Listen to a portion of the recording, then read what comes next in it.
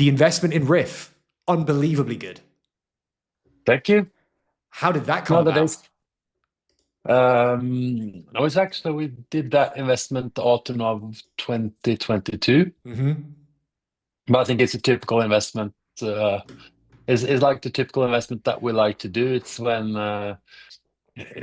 you sit in a room with a founder team and you feel a massive imposter syndrome and they're not kicking you out of the room, and you look at your colleague and he in a way feels the same, then it's an easy choice. And I think being a pre-seed seed stage investor, it's pretty much all about the team and the people. And when you get the ability to investors in such a talented team, it's yeah, it's easy. What did you see there? Was it, well, aside from the talented team, which is obvious at this point, what did you see within the context of that? Was it something, was there an alpha there that you found of like, oh, I like the way these guys are going to build out this vision together?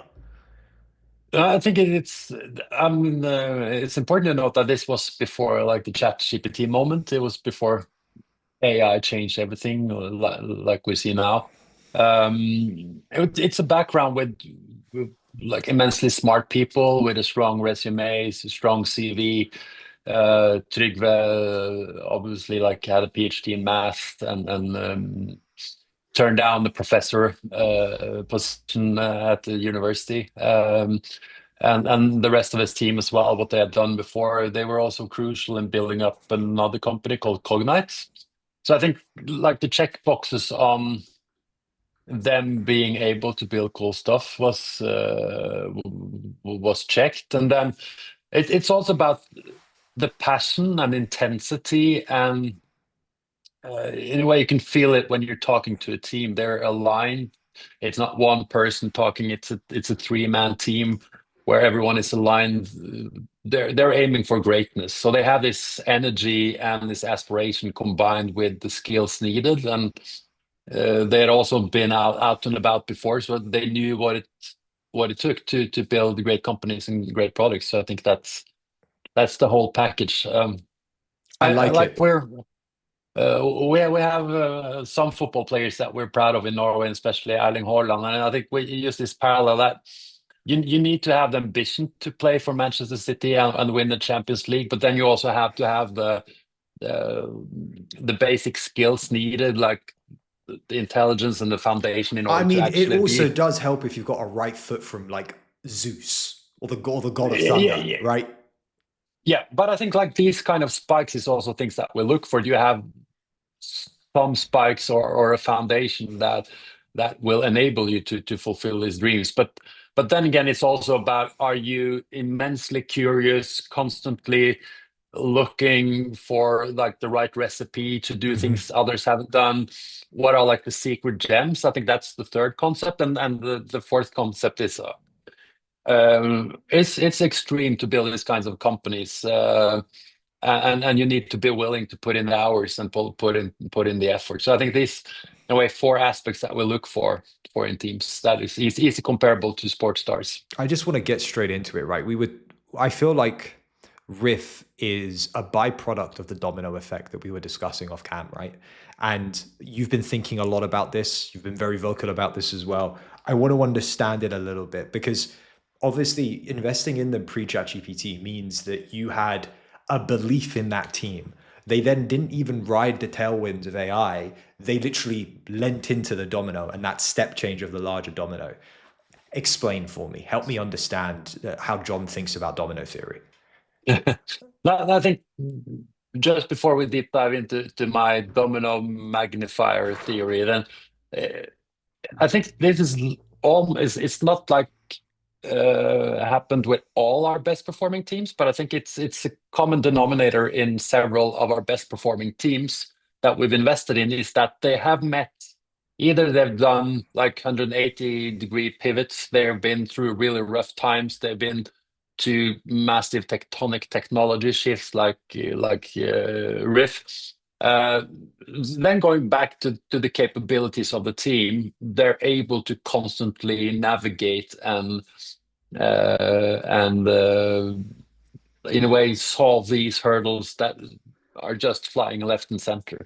I think that's also something that you need to master Remember from myself back being a founder before joining Skyfall full time.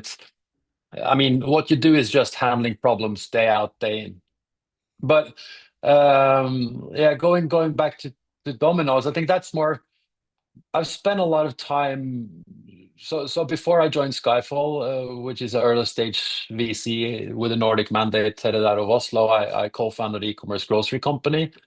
I was there 9 years, became one of the first companies with unicorn valuation in Norway. So and doing that shift, I've been reflecting a lot on what is there a playbook that, or some principles that I could in a way bring from those journeys. Why did Oda become what it became? Why did Skyfall become what it became? And I have several principles there, but then again, I was thinking back to this concept that I can like name these 4 or 5 events that actually changed the course and accelerated the pace of the development of the company. And then in a way start to reflect on what's happening now, especially when you see a lot of these companies growing really, really fast from being small teams that no one almost hasn't heard about, and then suddenly, boom, you're able to get them, build the momentum. And in a way, it came back to this picture of stacking dominoes, where the next domino is 1.5 times bigger than the last one. And the cool thing is, if you stack like 29 dominoes with this increase, then a 5 millimeter domino could end up flipping a domino at the size of the Empire State Building.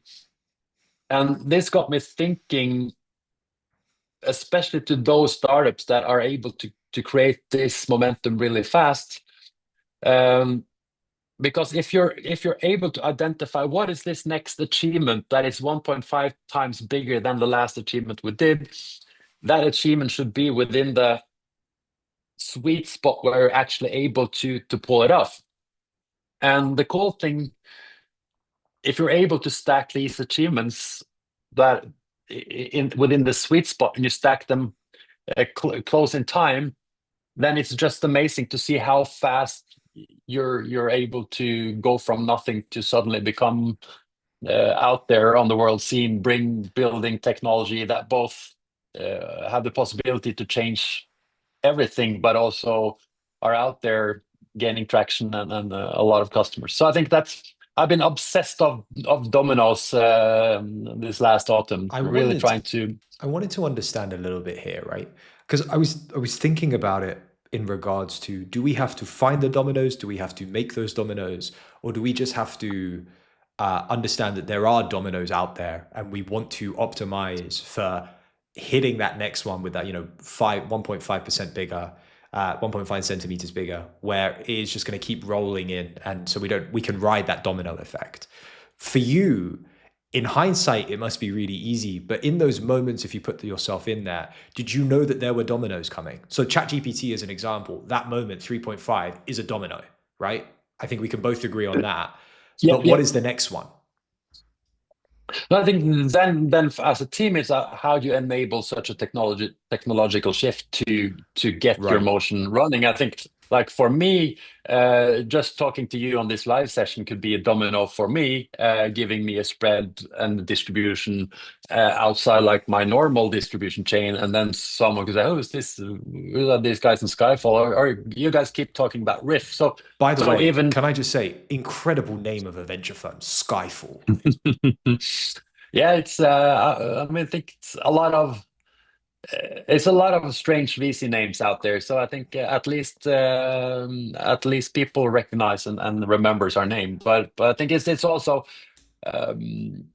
something dramatic in I think working with companies that invest in disruptive technology. It has like some drama in it, but I think we're also looking for those that are able to navigate when everything is changing. Yeah. So thank The you for that. No, I really like it. It reminds me a little bit of James Bond's Skyfall, right? And so I was sitting here thinking, like, I didn't realize there was a Scottish VC firm called Skyfall, and then realized it No, was in the Nordics. we're in the Nordics. No, I think the name was around the same time as the James Bond movie came around. But like, I have some friends in the US that say, okay, like you're our favorite James Bond fan. So, but then again, I think we also found this old Roman saying that justice must be done even if the sky falls down. So I think it's yeah, a lot of hooks to put the name on. Very interesting. Justice must be done if the sky falls down, or when the sky falls down. Even if the sky falls down. Even if the sky falls down. All right. Yeah. So the context of falling skies, then you have to identify and you have to create your own dominoes. Yeah, but then I think like these technology shifts, like we're constantly looking for the right now and the relevant shifts in the world that enables possibilities for startups. And I think what we see is take AI as maybe the biggest tectonic shift that humanity has been facing. Do you Then believe it's that, or do you think that the Industrial Revolution was a larger one? Do you think electricity was a bigger one? it, it's hard to say, like having grown up with electricity, so it's hard to in a way feel the difference. But What about the just to internet? just a comparison, like my co-founder in Skyfall, he built this company back, his internet company back in 2000. Okay. And when he's comparing to start an internet company 25 years ago and today, it's like comparing to the Stone Age. He had to buy his own servers. They had it on in their office. It became so hot, so they had to buy a fan. They had to go to the newspaper to buy an ad when they were going to recruit people. Like today, with what you can do with a credit card, or you don't A even need a credit credit card and card. a phone. Incredible, right? Exactly. Like we have a company called Cardboard, and their portfolio company called Cardboard, and they just make sure that you'll get the virtual credit cards. No, and then I think like if you see like the promise of AI, like the first order promise of AI is okay, decreased lead times, increased efficiency, increased quality. I think that's just like the first order consequences aspect of it. And I think what I learned as a founder is, I think I even meet a lot of investors having this predefined version of the future. But I think this, for most people, they just believe that the future will come and the future will develop. But as a founder, you learn that the future is uh, defined by those who choose to create it. And I think with the power that's now within the AI technology today, I mean, used right, we should be able to in, create an immense of productivity gains and quality gains, and really enable massive amounts of value creation. And I think that's is just in the sense of the first order consequence of what LLMs and these kinds of technologies has been giving us now. If you then look at the second order consequences and the third order consequences, like these themes, that it's almost hard for us to grasp now. And all talks about these skeuomorphic changes. When you have new technology, we in a way try to adapt our old way of living into the into the use cases of new technology. But then I think we're also starting to see now that we should just redefine everything. Just take a good sign of that. Like last year, the average number of employees in a Series A company was 22. This year, it's 12. Riff were 7 people. Another portfolio company of ours called PowerHelp were 5 people when they raised their Series A. And that's also crazy. It's 5 people. The average age is 22.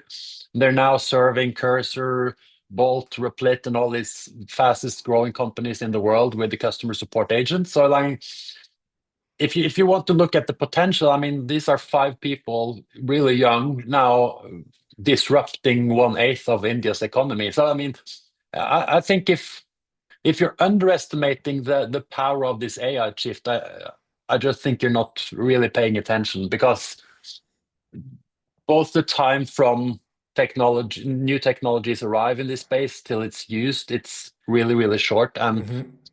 for the ones that are able to utilize it, they're moving so fast. And I think a lot of people with the skepticism, is this really happening? I just think they're based in environments with slow adoption and where things just naturally takes a long time.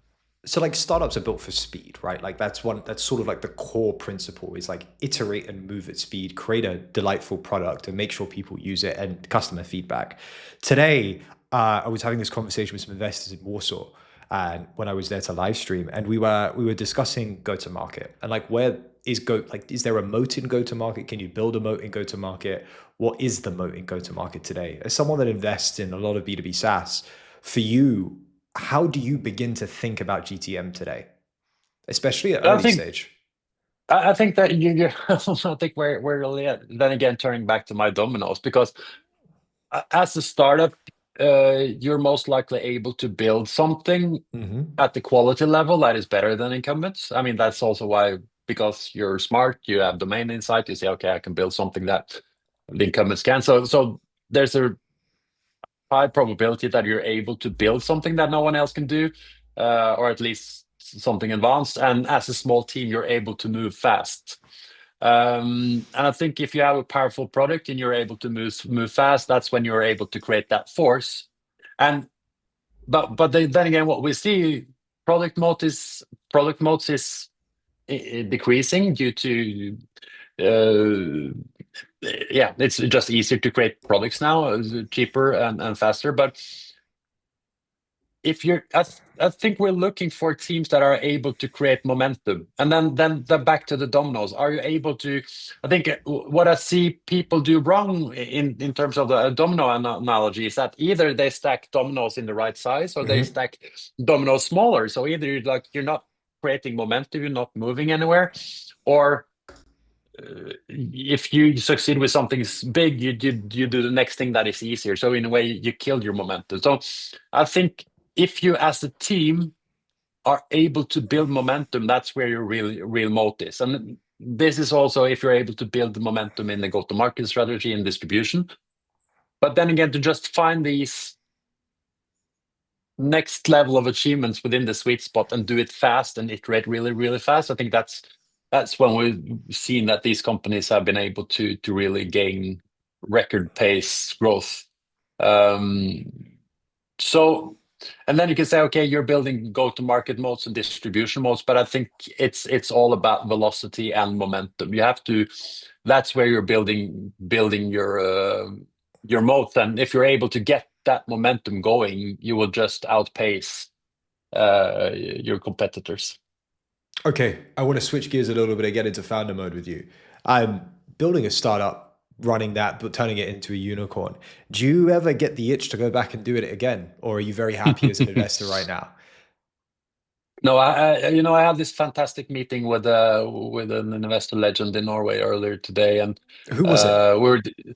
his name is called Frode. He's built one of the Frode. larger private Frode Strand Nilsen built one of the larger private equity companies, and then we discussed this, and then it's like going from being a COO in a fast-growing company where it's really time consuming 24/7, and then working as a venture investor, it's much more long-term perspectives. And in a way, he called it like, okay, now you're a time tracker, but you want to be the clock builder. So I think what I see is Explain that for me. Sorry, like take a step back. You want to be the uh, clock builder. no, so he said like as a long-term investor, Yeah, you're doing your work and you're in a way let time you're putting your money in the tickets and letting time work for you. right.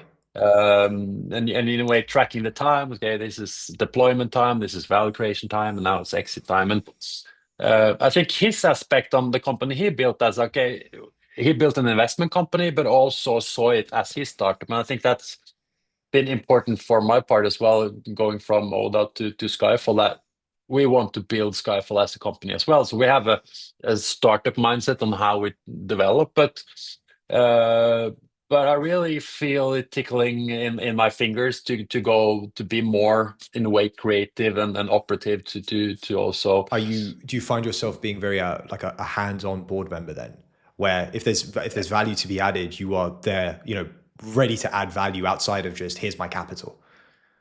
I think what we see is that in a way we invest in people that really don't need us. Right. and we are going back to like to this imposter syndrome feeling. But then again, I think we know that there are some places where we can add a lot of value.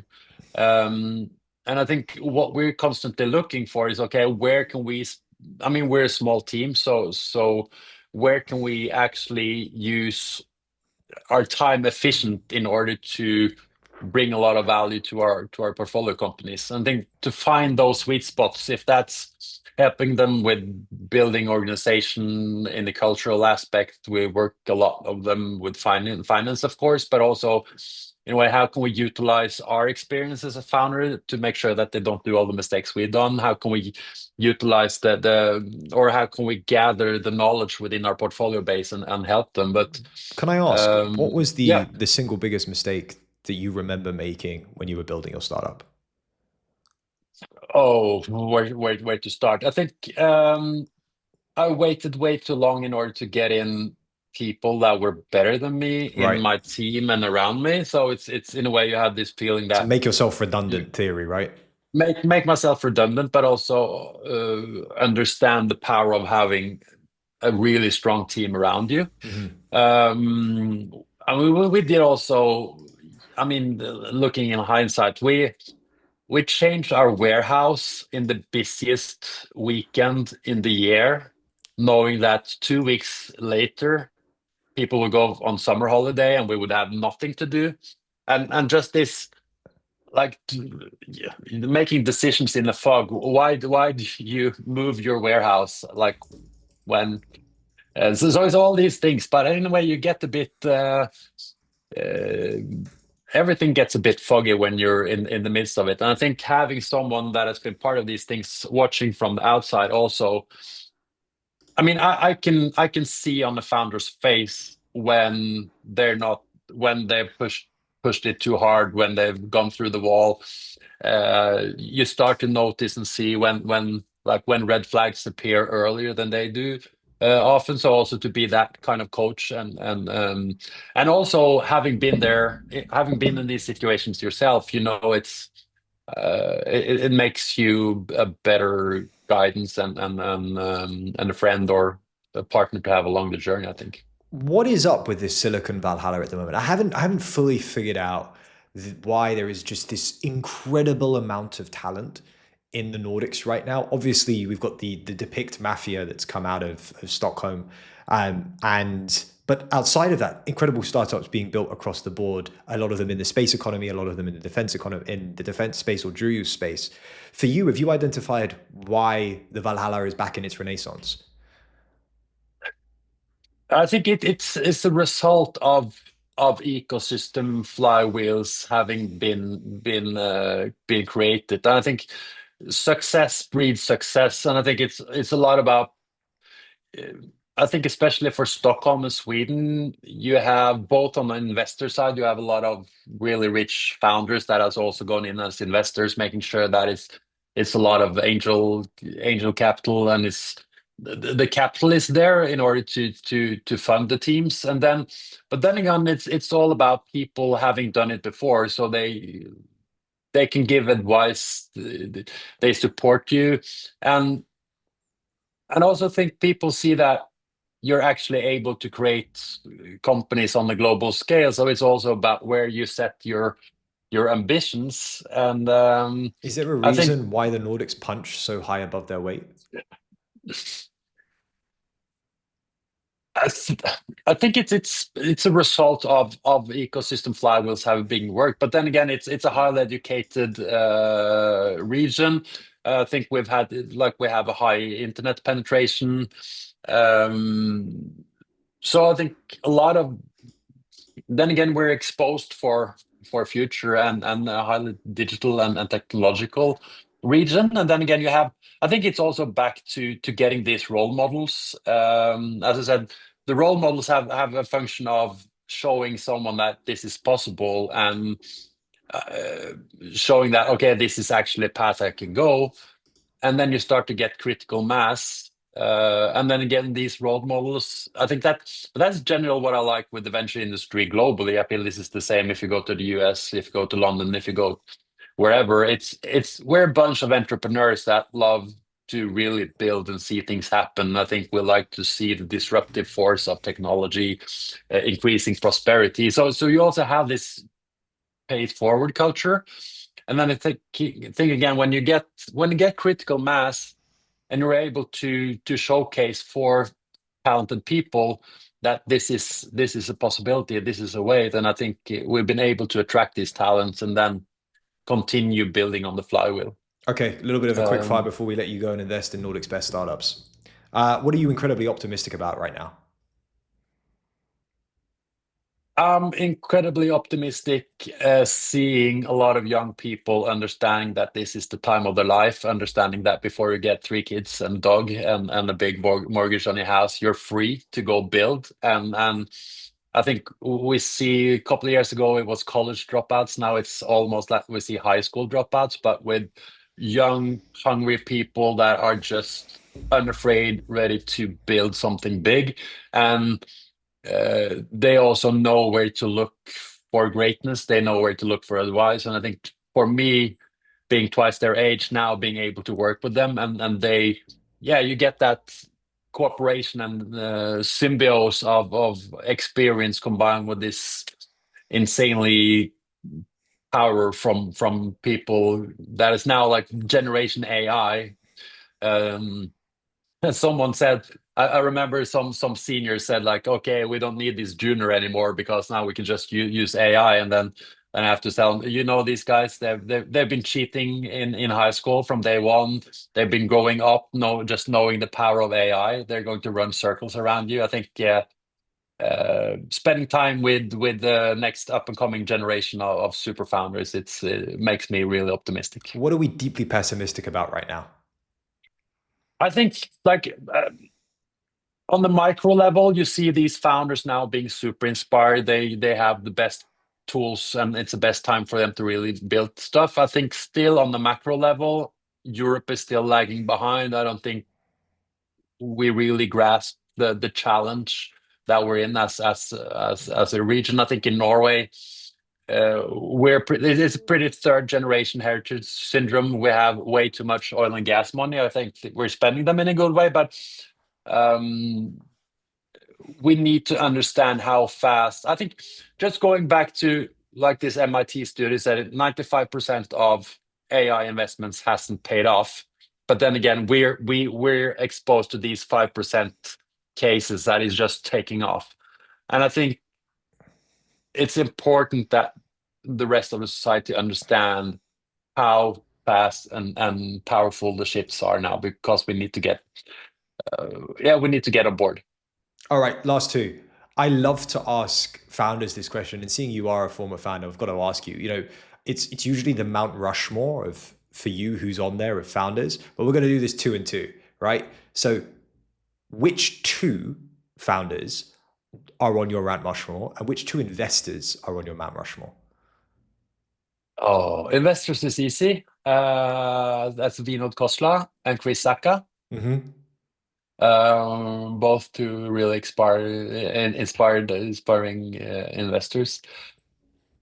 I don't know if it's politically correct, but I think This Elon. is just pure play founder, right? Like forget the No, I think politics. like if you see the impact Elon Musk has had on the world, one thing is, yeah, especially showing that you can build hardware stuff in the software way. I think that impact is massive.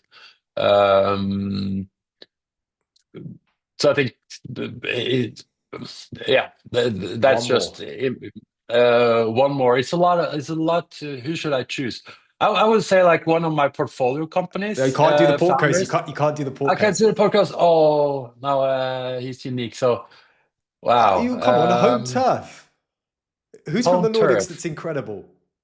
Then I have to say Daniel Ek. I think going back to why the Nordics punch above.